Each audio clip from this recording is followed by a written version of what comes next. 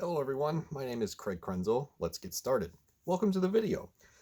Doing some news and notes today, and there was some news. So about an hour or two ago, depending on when you're watching this, or when I upload it anyway, Rob Gronkowski has been traded to the Tampa Bay Buccaneers. 2020 does not cease to amaze me. It just literally anything can happen any day this year. My God, we've just been living in a constant loop of surprises and just utter chaos, which is, and the draft is 2 days away. So buckle your seatbelts. It's going to get wild. So Gronkowski, apparently this has been in the talks for a while. Gronkowski's been traded to the Tampa Bay Buccaneers. They sent him in a 7th round pick in exchange for a 4th. So Tampa Bay now has Rob Gronkowski and Tom Brady, and it's the Tampa Bay Patriots, basically. So my take on this is simply interesting because you have a guy who was out of the league for a year because of injury concerns, and he didn't think he could do it anymore.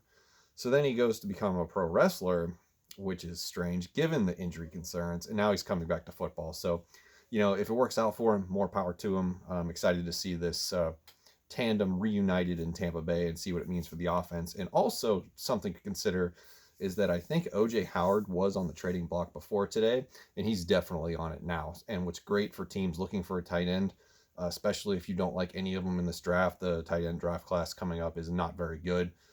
You could definitely get OJ Howard for pretty cheap, and you've got yourself a starting quality tight end right out of the bat. Don't have to spend any draft capital on him unless you trade a pick, which you might as well, because I don't think you're going to get a starter out of the tight end position in this draft coming up. So Gronkowski is officially a Buccaneer. Wild times we live in. Absolute wild times. All right, next news story I checked out today was the DeAndre Hopkins interview with, I think it was Sports Illustrated. And he did a little unveiling of what it's like to be with Bill O'Brien in Houston. And apparently the takeaway from this is that Hopkins said that there was no relationship between him and Bill O'Brien. And things were on thin ice for quite a bit of time, which doesn't surprise me since he was traded for basically a bag of stale Doritos.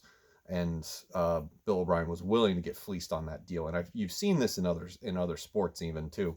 With other teams, there's just like, we need to get rid of them. We don't care what we get. Let's just get something to make it look like we're not just complete idiots, but let's just get something, get it done, and move on from this guy, which is pretty wild. So I'm at least excited to see DeAndre Hopkins out of that situation, and I feel bad for any of the other players that are experiencing similar things that he has revealed in his interview. So I would go check that out. It's an interesting read.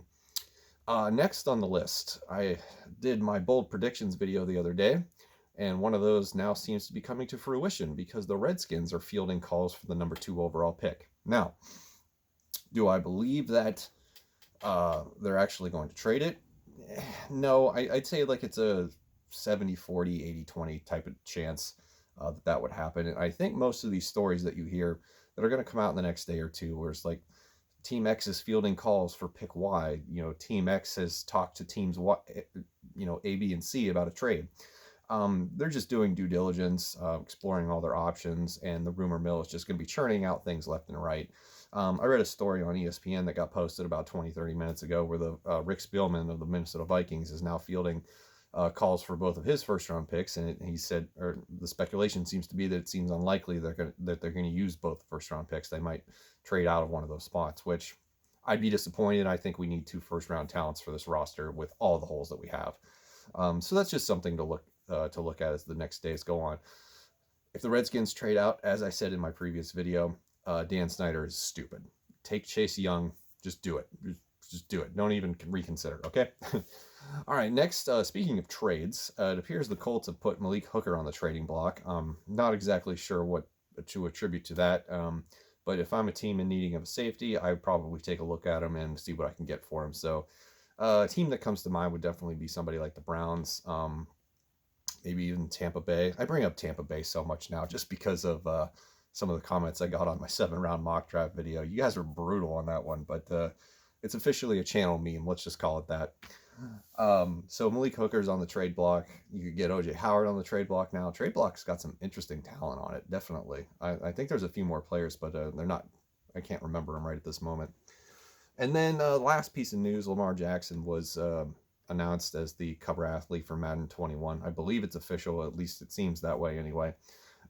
He said he's not worried about the curse because look how it went for Patrick Mahomes. And I'm actually a believer in sports superstitions like that. I think the Madden curse is real anyway. It's just had some undesired effects, like, well, not undesired, but it hasn't been at full strength recently. I guess you could say that.